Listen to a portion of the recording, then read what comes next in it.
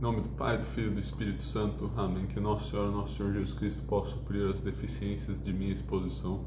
Então, meus caros, vamos para mais um vídeo sobre este livro.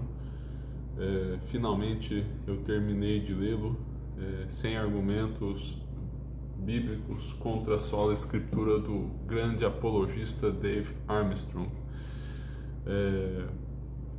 E eu enrolei para gravar o próximo vídeo porque o capítulo 3 é o mais difícil deste livro. Inclusive, na verdade, eu vou pulá-lo, eu não vou tratar dele agora. Eu percebi que eu preciso estudá-lo ainda mais, porque eu li umas 4 vezes e não foi suficiente. Eu preciso pegar os versículos e realmente ver o que os autores disseram, né? Porque a questão o título é o seguinte: continuidade da adesão cristã, tradição judaica e a lei mosaica. Então, aqui o Dave Armstrong disse algumas coisas mais teologicamente arriscadas, por assim dizer, né? Estou, inclusive, refletindo sobre isso, o que eu vou falar sobre esse capítulo. Mas é o que mais precisaria de comentários, né? Então vou saltá-lo e ir para o de número 4, o capítulo 4, dos itens 36. Vou ver se eu consigo 10 itens hoje, mas se não der, tudo bem. E só lembrando para vocês, pretendo comentar todos os itens desse livro aqui, que é um tema muito importante da sola escritura. Tem a playlist no canal de eu comentando este livro. Como eu disse, é um livro, tem muito ouro, mas o modo de exposição dele muito sumário, e também, apesar de falar argumentos bíblicos, muitos itens não são estritamente bíblicos. Se bem que, por outro lado, alguns itens têm, sei lá, talvez até 10 versículos bíblicos. Então, talvez haja até mais de 100 argumentos bíblicos, por assim dizer, né? Mais de 100 versículos, se era isso que a pessoa esperava, né, ao comprar o livro. Tem muitos argumentos bons, mas como eu falei também, enfim, né? Argumentos não tão fortes assim. Então é algo bem sumário, assim, algo que precisaria de maior discussão. Mas mesmo assim é um livro muito bom, de um tema muito importante da sola escritura. Como já falei também neste curso, por assim dizer, né, acho que podemos chamar assim, geralmente eu faço algumas observações gerais na primeira parte da aula sobre o que eu acho de sola escritura, do comportamento de protestantes, né? Não me prendo somente a comentar o livro aqui. O que eu queria comentar hoje, que protestante costuma ser bem evasivo em debates. Se você começa a discutir sobre o sola escritura, na verdade sobre vários temas, né? Eles geralmente não têm um comportamento muito adequado em vários sentidos, mas no sola escritura eles adotam uma posição negacionista. Então eles simplesmente assumem que os católicos não sabem que é sola escritura e que você está errando no seu raciocínio. Eles vão falar que o acusamos de nuda escritura. Já comentei isso antes. Seria a versão mais radical do sola escritura, que não aceita qualquer forma de autoridade, né? Porque para vocês terem uma noção, algumas profissões protestantes aí reconhecem os primeiros concílios da igreja, porque aí teria a unanimidade de toda a igreja, né? Enfim, esse tipo de coisa, né? Geralmente os 7 primeiros, salvo engano, né? Acho que os 7 primeiros concílios ecumênicos são os mais bem aceitos. Mas isso daí é um escapismo em muitos casos, porque o problema permanece. É aquele negócio, eles também, com frequência, eles simplesmente vão colocando argumentos mecanicamente sem refletir muito no que dizem, né? Muitos de nossos argumentos servem sim para as versões mais críticas e mais bem elaboradas do Sola Escritura, porque também, se a Escritura é a única regra de fé, então esse apelo à tradição aí, como posso dizer, né, vai ser sempre algo oscilante aí, né? Em que medida a tradição colabora aí para a investigação do correto significado da Escritura? Vai tender a ser algo acidental e bastante acessório. Então, se não há uma tradição infalível, a tendência é justamente a coisa evoluir para um nu da Escritura. E aí acaba virando a tradição de Schrödinger, aquele físico alemão de nome difícil, né, que tem o gato de Schrödinger, onde você não sabe se o gato está vivo ou morto. Então, com os protestantes aí você não sabe se a tradição vale ou não, né? Então não tem um critério muito claro assim, né, sobre quando vale a tradição ou não. Isso daí também tem uma questão histórica por trás, porque no início, como posso dizer, né, eles lançaram gratuitamente aí essa hipótese de que os pais da igreja favoreceriam visões protestantes, né, e começaram a estudar nessa crença, né, mas eu acho que, aliás, tenho bastante segurança, né? Mesmo nos meios protestantes aí, cada vez mais se difundiu uma incerteza sobre os santos padres, né? Tem até aquele autor protestante, se bem que da teologia liberal, né? Mas não deixa de ser um autor protestante renomado, o Adolf von Harnack, fala que a igreja primitiva já era romana. Não é nem católica, já era romana já. Esse daí é um outro debate, né? Muitos protestantes se dizem católicos, mas não romanos. Mas daí é uma outra discussão.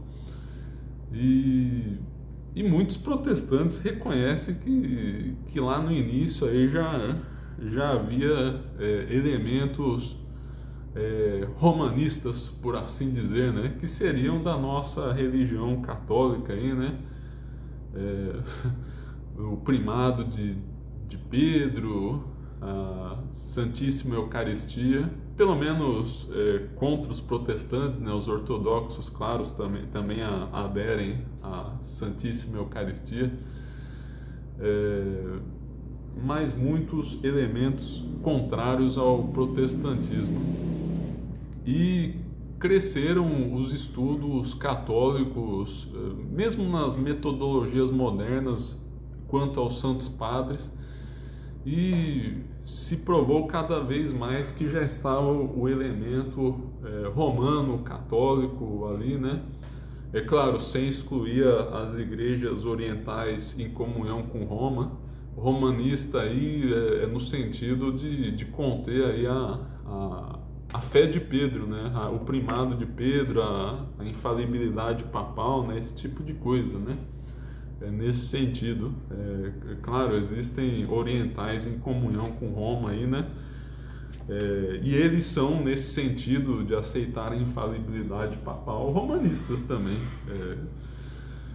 Mas daí também é uma outra discussão. Tudo isso para dizer da tradição de Schrödinger. Eu acho que essa vai ser a nomenclatura aí do título. Vou colocar isso de nome aí, né? Bom, então vamos lá. Antes de mais nada aí, né, uma famosa propaganda aqui da Editora Assunta aí, né? Vejam aí na descrição. Acho que eu vou começar a colocar o comentário também com os livros e com a Editora Assunta.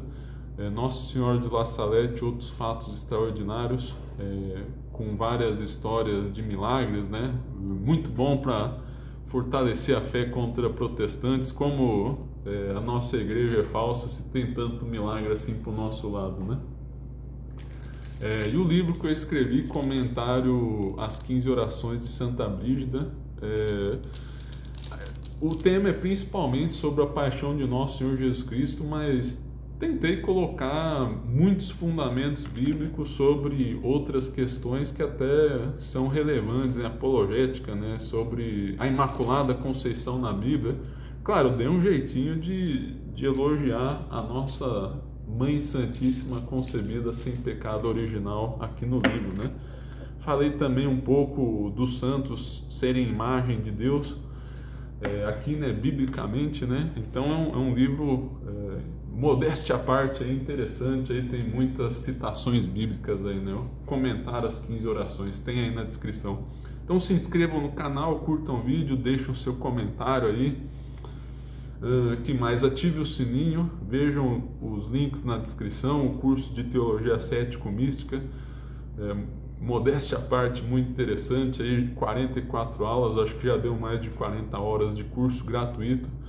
O Pix aí na descrição, se você estiver se sentindo generoso aí, deixa a sua contribuição. Então vamos lá, vou saltar aqui, como falei, aquele capítulo mais polêmico, o terceiro, que requer mais estudo. Outro dia eu falo dele então. Capítulo 4, na página 57.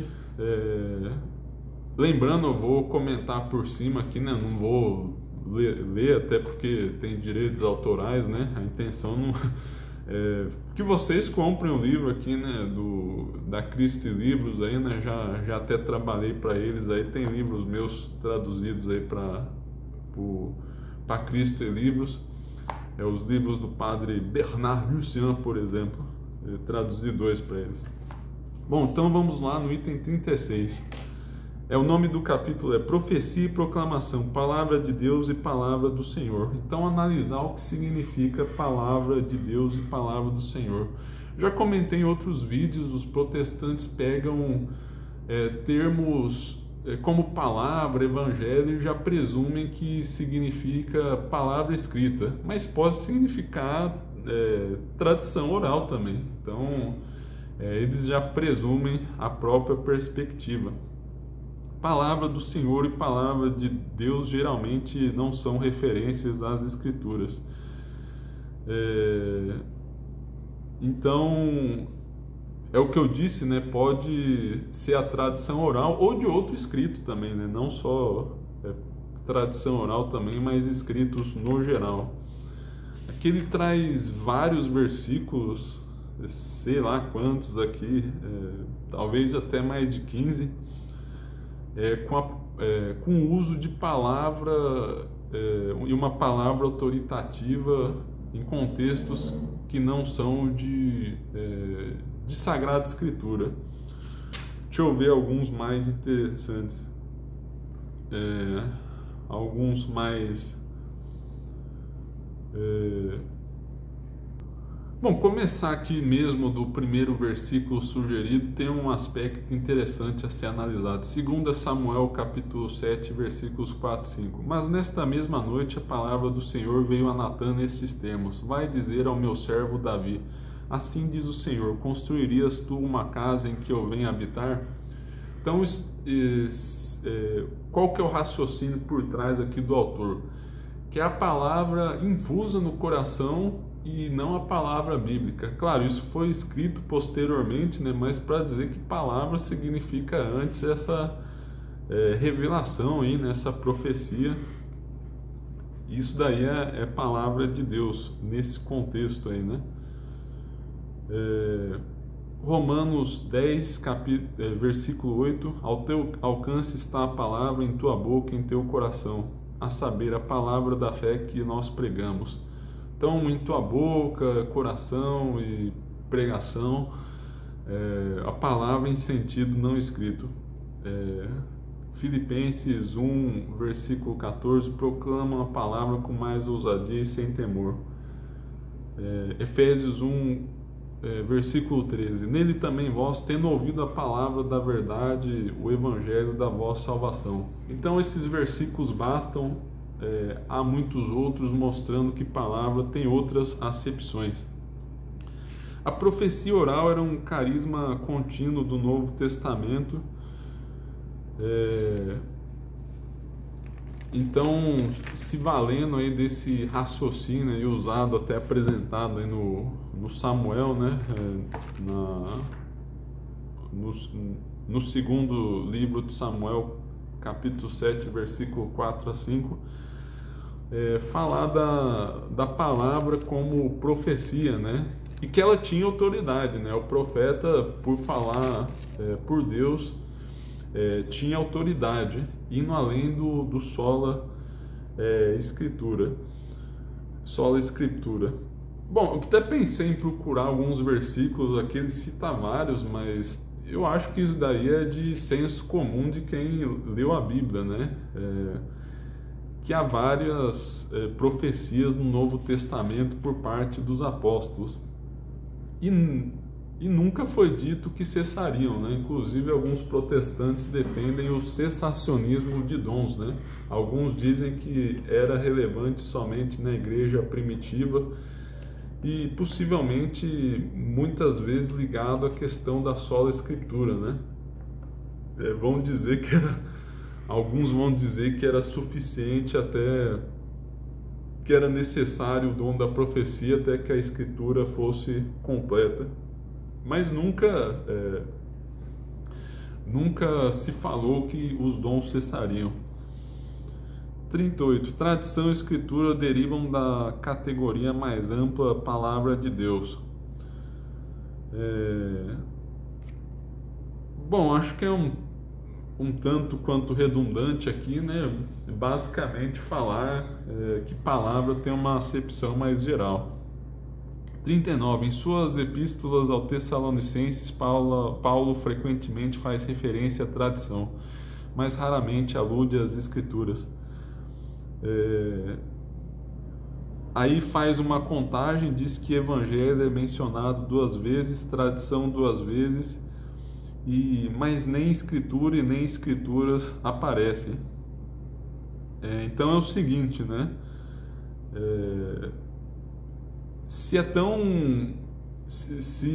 Claro, né, é importante ler a Sagrada Escritura, mas se só é possível se salvar por meio da sola Escritura, por que uma carta de São Paulo não fala da Escritura? Fala de outros temas, e fala até mais da tradição. Então, pelo grau de importância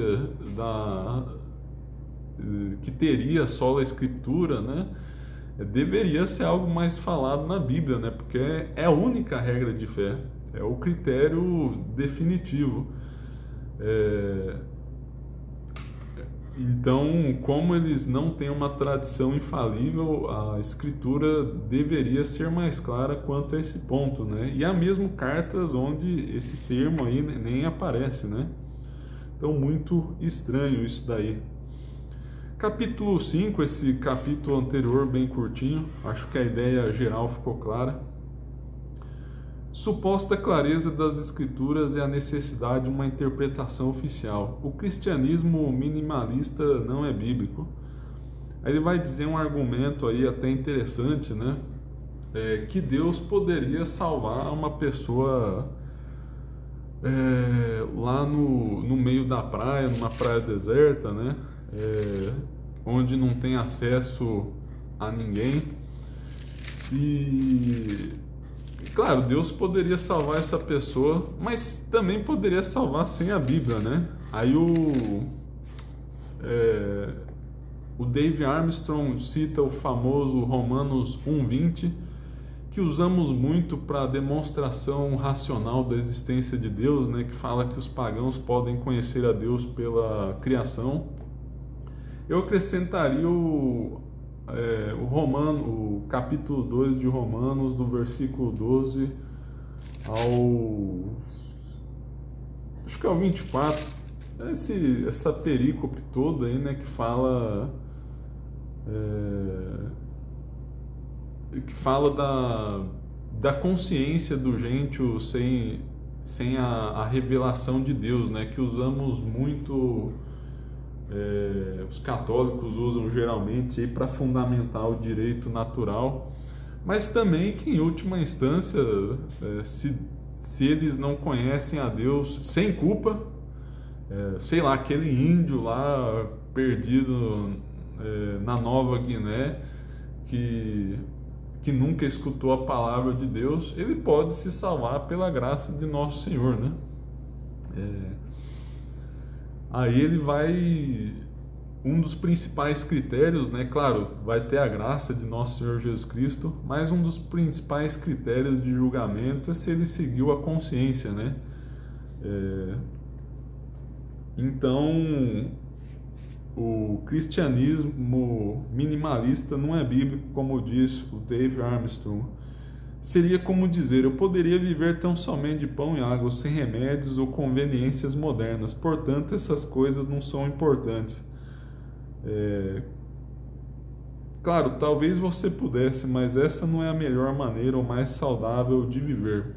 Pensando na natureza humana, né? E eu acho que fica subjaz aqui o princípio de que a revelação, a palavra de Deus, de certo modo, se adapta ao modo humano de receber, né? Claro, aquilo ao qual somos chamados é algo divino, né? Sobrenatural.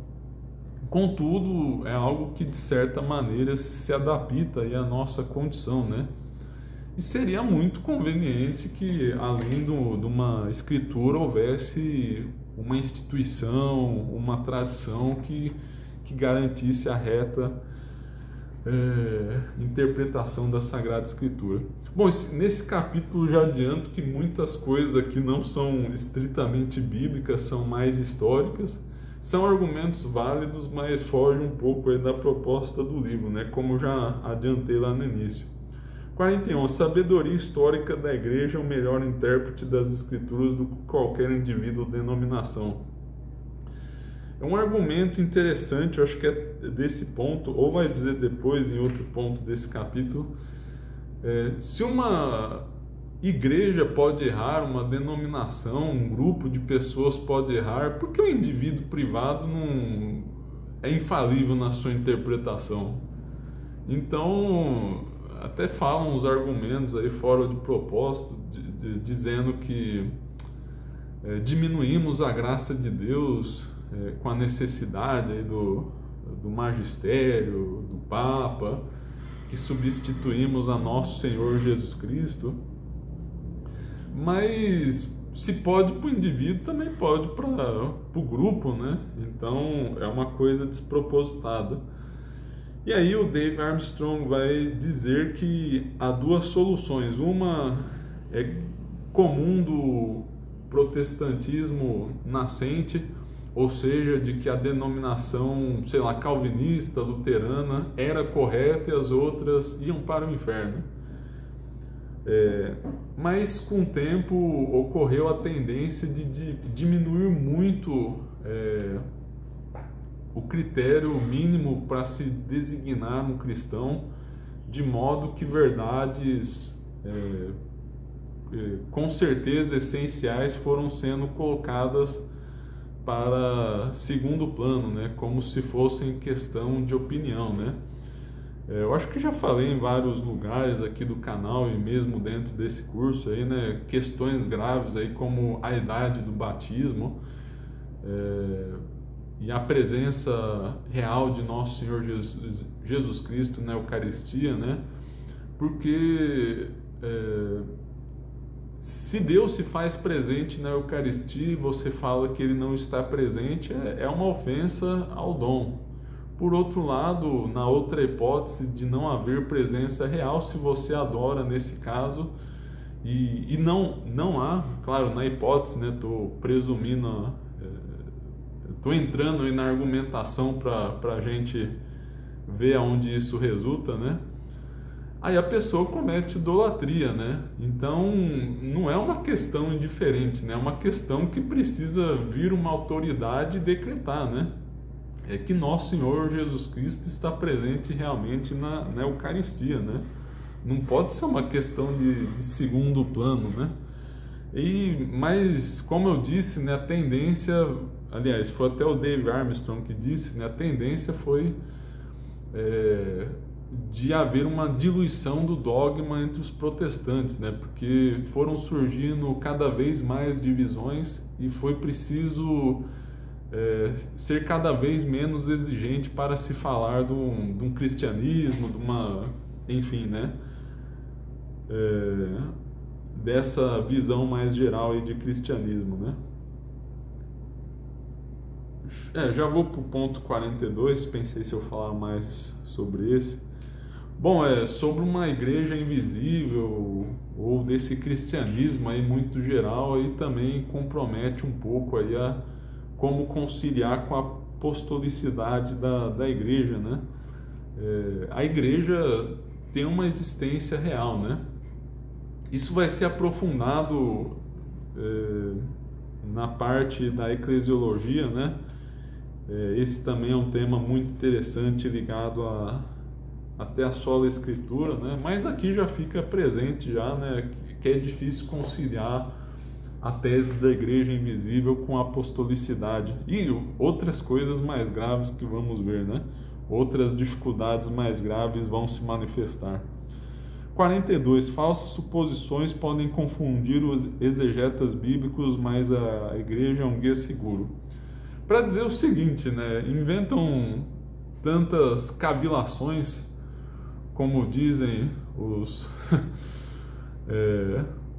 as pessoas, os acadêmicos, né?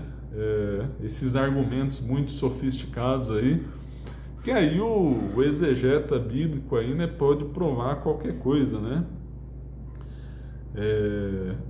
Mas então isso daí sugere que é preciso uma autoridade para determinar o sentido das escrituras, né? Eu acho que é bastante evidente, vai ser até mencionado biblicamente depois que São Pedro fala, né, que a Bíblia é bastante obscura. Então eu acho que até você lendo ali já dá para presumir que precisa de uma autoridade estabelecida para você interpretar, porque é realmente muito difícil e obscuro. Foi feito para um público já preparado.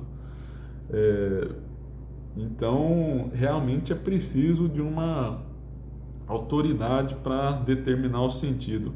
43. A própria Bíblia ensina que pode ser mal interpretada. Daquele versículo que mencionei, né? 2 Pedro, capítulo 3, versículo 15 e 17. Considerai a longanimidade de nosso Senhor com a nossa salvação, conforme também o nosso amado irmão Paulo vos escreveu, segundo a sabedoria que lhe foi dada. Isso mesmo faz ele em todas as cartas, ao falar nelas desse tema. É verdade que em suas cartas se encontram alguns pontos difíceis de entender, que os ignorantes e vacilantes distorcem, como fazem com as demais escrituras para a própria perdição. E aí entra aquela questão, né? Quem não será ignorante perto da sabedoria de Deus? Pois se a Bíblia é a palavra revelada, e né? Perguntando retoricamente, porque com os protestantes a gente tem que falar bem literalmente às vezes, né? Quem vai ser sábio diante do Senhor, né? Quem vai ter inteligência suficiente, né? Então é preciso a graça, né? Para se interpretar direito aí, né? Clareza e denominacionalismo estão em desacordo. Até confirmar aqui, porque ele citou que tem versículos que os protestantes mencionam de que a palavra de Deus seria fácil. Vou até confirmar que não tinha visto antes, 119, aquele salmo da lei bem grande. A descoberta das tuas palavras ilumina e traz discernimento ao simples. Então, aparentemente, seria um fundamento de que a palavra de Deus é para o simples. Bom, palavras aqui a gente já discutiu bastante, pode ser outro tipo de palavra, né? E também trazer discernimento ao simples aí não quer dizer que não seja mediado por uma tradição, por um magistério. Uma coisa não exclui a outra, né? E o outro Salmo 19, versículo 7, deixa eu só confirmar. Ele sai de um extremo. A lei de Yahvé é perfeita, faz a vida voltar, o testemunho de Yahvé é firme, torna sábio o simples. Bom, ele não citou aqui literalmente, mas lendo aqui dá para ver que são palavras que não necessariamente fazem referência à Sagrada Escritura aí, né? Pode ser da fé no geral, né? Da tradição, dessa palavra interior, desse verbo interior aí que nos ilumina, né? Então, são versículos insuficientes para demonstrar a Sagrada, ou melhor, a sola Escritura. Já estou cansado aqui já, precisando dormir mais. Bom, nesse ponto 44 vai falar das várias divergências que cada um se acusa de antibíblico, né? Os calvinistas, luteranos e assim vai. 45. O protestantismo é radicalmente contraditório na forma como harmoniza e sistematiza as evidentes escrituras. Bom, acho que é um ponto redundante aqui, basicamente vai falar das divergências, talvez em outro aspecto. 46. A Bíblia ensina a necessidade de um intérprete oficial. Esse daqui bíblico tem o famoso episódio do eunuco a Filipe, Atos 8, versículo 28 a 31, sentado na sua carruagem, lia o profeta Isaías. No contexto de ler a Escritura. Disse então o Espírito a Filipe: adianta-te, aproxima-te da carruagem. O próprio Espírito poderia tê-lo ensinado, mas mandou que fosse a uma autoridade. Filipe correu e ouviu que o eunuco lia o profeta Isaías. Então perguntou-lhe: entendes o que lês? Como poderia, disse ele, se ninguém me explicar? Convidou então Filipe a subir e sentar-se com ele. Então, esse versículo aí sugere fortemente a necessidade de um magistério, né? Eu estava até discutindo com um protestante, só troquei uma mensagem só, né? Não chegou a ser uma discussão. Sobre esse versículo aí, ele falou que era insuficiente, não sei o que lá. Olha, amigo, entre o sola Escritura e a necessidade do magistério, esse versículo certamente tende mais a falar da importância do magistério. E outra coisa, né? É um outro tema muito complexo de que quando abstraímos a fé para discutirmos as mais diversas profissões religiosas, geralmente, em raros casos, só podemos chegar a uma probabilidade, né? Então, uma interpretação é mais provável do que a outra. E se assim, né? Se a pessoa espera encontrar a prova, a demonstração, né? Não vai encontrar, porque coisa de fé é dom de Deus, né? Não podemos provar a fé. Claro, né? Talvez uma coisa ou outra aí, né? A existência de Deus é revelação divina, né? E também é demonstrável pela razão natural, né? Mas, enfim, são poucas coisas que dá para demonstrar, né? Então, o máximo ao que chegamos é uma probabilidade, né? Então, não é conveniente a pessoa simplesmente cruzar os braços e falar: não, isso daí não demonstrou nada, né? O fato é que isoladamente favorece a visão católica e também pelo acúmulo de evidências aqui, né? Que temos 100 argumentos, vários deles bíblicos, contra a sola Escritura, né? Então vemos que é pouquíssimo provável a sola Escritura, né? Estou procurando aqui um versículo que ele não cita, que eu acho muito interessante, de São Pedro, falando que a Bíblia... Aqui, ó, achei a palavra profética, segunda epístola de Pedro, de São Pedro, capítulo 1, versículo 19. Também temos por mais firme a palavra dos profetas, a qual fazeis bem em recorrer como a uma luz que brilha em lugar escuro, até que raio dia surja a estrela d'alva em nossos corações. Antes de mais nada, sabei isto, que nenhuma profecia da Escritura resulta de uma interpretação particular, pois que a profecia jamais veio por vontade humana, mas homens, impelidos pelo Espírito Santo, falaram da parte de Deus. Em outras palavras aí, né, o magistério da igreja, os apóstolos, os bispos unidos ao Papa, ao sucessor de São Pedro, então são esses que interpretam aí, né? O protestante pode até falar, não, mas não tenho 100% de certeza que está falando dessa gente aí, né? Mas é o mais provável, né? É o mais seguro historicamente, né? Então recorrer aí à tradição, né? Antes do que a interpretação particular, né? Então, sola Escritura aí é algo muito difícil de conciliar com essa passagem. Então é isso, meus caros, mais um vídeo aí contra sola Escritura. Muito obrigado, rezem por mim, perdoem-me por qualquer coisa e até a próxima. Em nome do Pai, do Filho e do Espírito Santo. Amém.